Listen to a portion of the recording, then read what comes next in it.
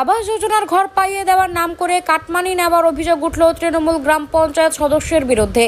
টাকা ফেরতের দাবিতে পঞ্চায়েত সদস্যের বাড়ির সামনে বিক্ষোভ স্থানীয়দের। সোমবার সকালে চোপড়ার মাঝালি গ্রাম পঞ্চায়েতের 88 নম্বর ভুটিছাড়ি বুথের গ্রাম পঞ্চায়েত সদস্য বিশ্বজিৎ শিকদারের জ্যোতিনগর কলোনির বাড়ির সামনে বিক্ষোভে সামিল হন স্থানীয় বাসিন্দারা। বিক্ষোভকারীদের অভিযোগ, সরকারি ঘর পাইয়ে দেওয়ার প্রতিশ্রুতি দিয়ে বিশ্বজিৎ শিকদার অনেকের কাছ থেকে মোটা টাকা আদায় করেছেন। অভিযোগ অনুযায়ী কারো কাছ থেকে 15,000, কারো কাছ থেকে 20,000, এমনকি কারো কাছ থেকে 30,000 টাকা পর্যন্ত নেওয়া হয়েছে বলে অভিযোগ। কিন্তু অনেক দিন কেটে গেলেও কাউকে কোনো ঘর দেওয়া হয়নি, তাই স্থানীয়দের তাদের টাকা ফেরতের দাবি সরব হন। বিক্ষোভকারী বাবলু দেবনাথ, শ্যামল পাল, মানিক কর্মকার এবং দুখুরানী বড়াইরা জানান, শুধু আবাস যোজনার ঘরের টাকাই নয়, তার সাথে বিজেপি করার অভিযোগে বেশ কয়েকজনের কাছ থেকে জরিমানা স্বরূপ টাকা নিয়েছেন পঞ্চায়েত সদস্য বিশ্বজিৎ শিকদার। তাদের বক্তব্য, দ্রুত তাদের টাকা ফেরত না দেওয়া হলে আগামী দিনে তারা বৃহত্তর আন্দোলনে নামবেন, পাশাপাশি বিষয়টি নিয়ে প্রশাসনের দ্বারস্থ হবেন। এ বিষয়ে পঞ্চায়েত সদস্যের দাদা বিনয় শিকদার জানান, বিষয়টি তিনি কিছুই জানেন না, ভাই বাড়িতে নেই, বিষয়টি তিনি তার ভাইয়ের সঙ্গে আলোচনা করে দেখবেন। এ ব্যাপারে বিজেপি 2 নম্বর মণ্ডল সভাপতি নিত্যপাল জানান, বিষয়টি আমার জানা নেই, তবে কেউ যদি সরকারি সুবিধা পাইয়ে দেওয়ার জন্য কাটমানি নিয়ে থাকে সেটা অপরাধ।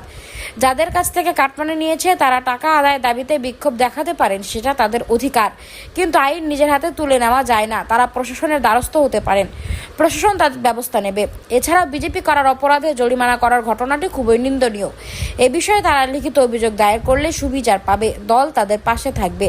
Bureau report, true line TV 24। বাড়ির সামনে এই যে দাঁড়িয়ে রয়েছেন, কি হয়েছে, কেন আসছেন এখানে? আমি ঘরের জন্য টাকা দিছি 15,000, বাড়িতে আসছিলাম, বল টাকা তো একদিন ঘুরাই দিব, কিন্তু দেরি হবে, বলবেন কি ছাড়া পাবে। ঘর কি দিছে? না, দেয়নি। মানে ঘর দেওয়ার নাম করে নিছে? হ্যাঁ, 15,000 বললেন? 15,000। ঘর পেয়েছেন? না, পাইনি। তো এখন কি চাচ্ছেন? টাকা লাগবে আমার, আমি গরিব মানুষ। আমি গরিব মানুষ, আমার টাকার দরকার। আপনি কি কাজ করেন? কাজ করি না বর্তমানে এখন।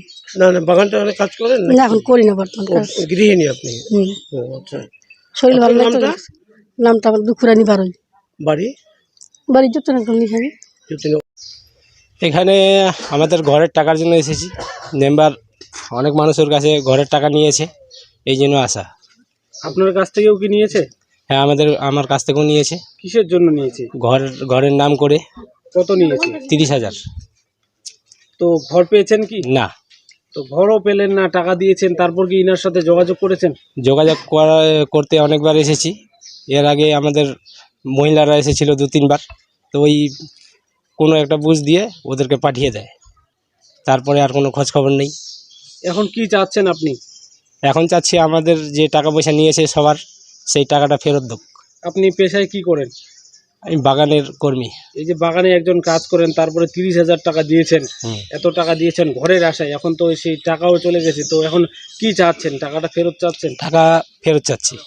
টাকা ফেরত না দিলে কি করবেন? টাকা ফেরত না দিলে আমরা থানায় অভিযোগ করব। আপনার নাম তো? বাবলু দেবনাথ, বাড়ি ভুটিজারি হাট। মেম্বারের নাম? বিশ্বজিৎ শিকদার। দাদা, বলছিলাম আপনার ভাই কি গ্রাম পঞ্চায়েতের মেম্বার? হ্যাঁ। কি নাম? মানে বিশ্বজিৎ শিকদার। আজকে আপনাদের বাড়ির সামনে কিছু লোকজন জমায়েত হয়েছে, তারা অভিযোগ করতেছে ঘরের নামে বিভিন্ন মানে কাটমানি নিয়েছে আর কি পঞ্চায়েত।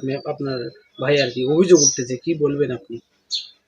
সেই ব্যাপারে তো আমার ঠিক জানা নাই, ওটা তো আমি ঠিক বলতে পারবো না। আপনার ভাই কি বাড়িতে আছে? না, এখন তো বাড়িতে নেই। তো বিষয়টা আপনি কি ভাবছেন?